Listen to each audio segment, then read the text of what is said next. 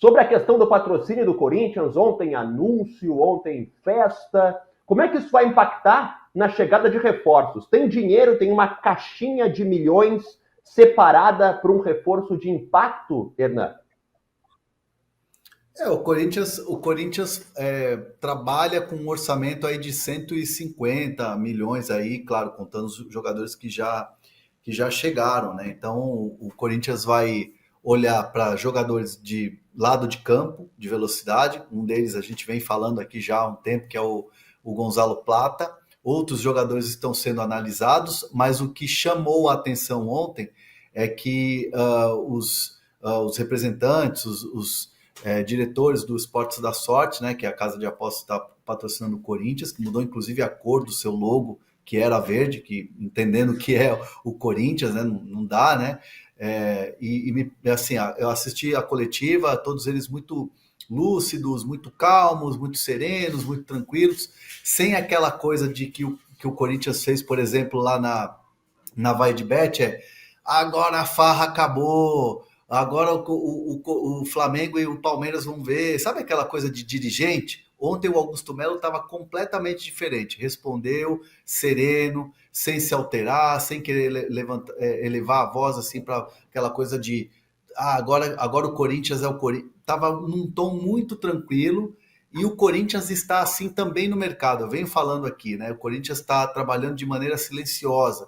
Está trabalhando a lá Fabinho Soldado, bem discreto ali, porque sabe que o Corinthians agora, com esses anúncios, e o anúncio que foi feito ontem, que era necessário do patrocinador chegando, falando, olha, tem uma verba destinada, que é cerca de 50 milhões de reais, para um grande reforço, para um grande nome, um nome que chama atenção, naturalmente o mercado inflaciona, né? Os representantes, intermediários, sempre vão vir com uma grana a mais, ou querendo uma comissão um pouco maior. O negócio fica inflacionado. Então o Corinthians está trabalhando de maneira bem serena, bem tranquila, e vai trabalhar para trazer esse grande nome. O Samir trouxe aí o Firmino. Outros nomes estão sendo observados. Até Gabigol, que antes era um assunto até esquecido no Corinthians, tem gente dentro do Corinthians que defende retomar as conversas com o empresário do Gabigol para ver qual é a situação. Então o Corinthians agora está numa situação diferente financeira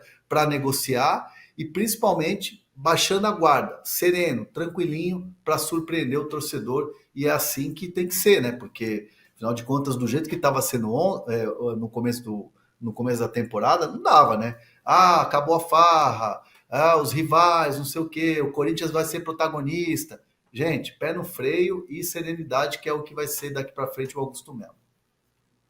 Tá certo. Corinthians cauteloso, digamos assim, em suas ações no mercado. Bom, para encerrar o programa, tem uma última informação. Saiba quanto o Endrick vai ganhar no Real Madrid. Vamos colocar na tela o querido Rafael Reis, colunista aqui do UOL. Pode rodar.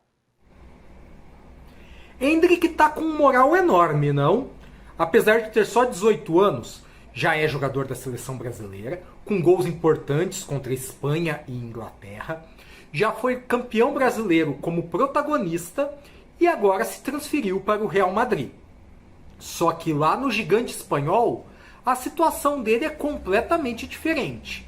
Segundo o Capology, que é uma plataforma especialista na cobertura do lado financeiro do futebol, o salário do Endrick é o segundo menor do elenco profissional do Real.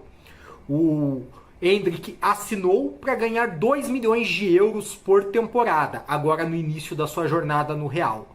Só o Jesus Barreiro, que é a última opção de zaga do Real, ganha menos do que ele, 1,8 milhão de euros. Alguns outros jogadores que não são necessariamente do elenco principal do Real, mas que de vez em quando jogam lá, como o Rama, por exemplo, também tem salário menor do que o Endrick. Mas daqueles caras que são só do elenco A, os caras que só jogam no time principal, que não passam pelo Castilha, o Endrick é o segundo menor salário.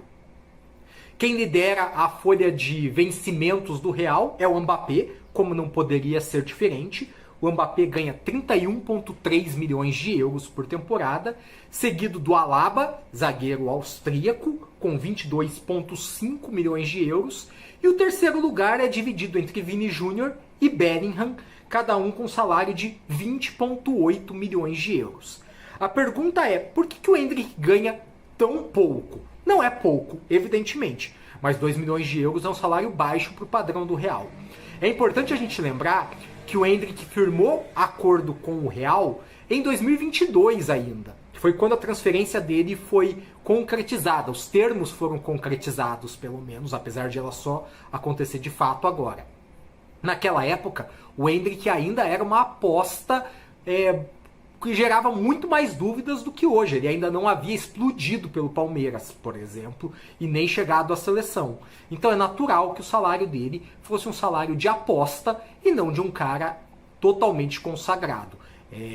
Evidentemente, se ele for bem, logo o Real vai fazer alterações nesse contrato. E o contrato dele também tem cláusulas de produtividade. Ou seja, se ele jogar bem, jogar bastante, marcar gols, com certeza ele vai acionar essas cláusulas e vai ganhar um pouquinho mais do que esses 2 milhões de euros de valor fixo previstos no seu contrato.